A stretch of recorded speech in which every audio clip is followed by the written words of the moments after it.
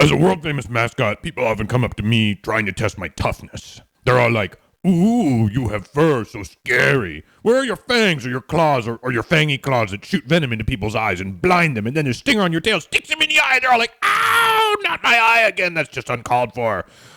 Well, yeah, don't let this fluffy exterior fool you. I came up hard. I grew up in the streets.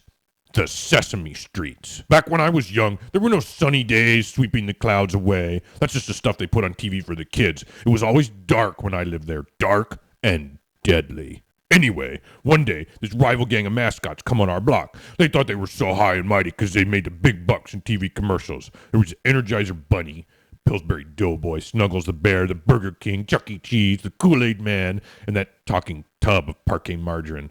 They were talking junk like, "So why don't you run commercials on Sesame Street? You got a problem with commercials, mascots? Blah, blah, blah." As we faced off, we knew there was only one thing left to do. We had to dance. I rounded up my posse, Grover, Bert and Ernie, Oscar the Grouch, and that two-headed monster thing. And to make sides even, we jumped in Elmo, you know. We would have gotten Cookie Monster, but he's always strung out on the cookies, walking around all googly-eyed with like crumbs on his face. Let that be a lesson to you kids who are thinking about eating a lot of cookies. Anyway, we met the commercial mascots, or the commies, as I like to call them, in front of Hooper's store and threw down. I pulled out all my best moves. I did the Running Man, the Robot, the Cabbage Patch, the Moonwalk, the Caterpillar, and finally I busted a move of my own creation, the Emu. Needless to say, they got served.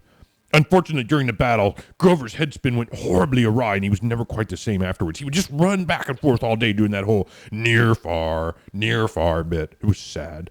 Every now and then, I think back on my homies who have passed on, and I pour out an apple juice box for them. But it reminds me just how far I've come as Gunston, the greatest mascot in the world.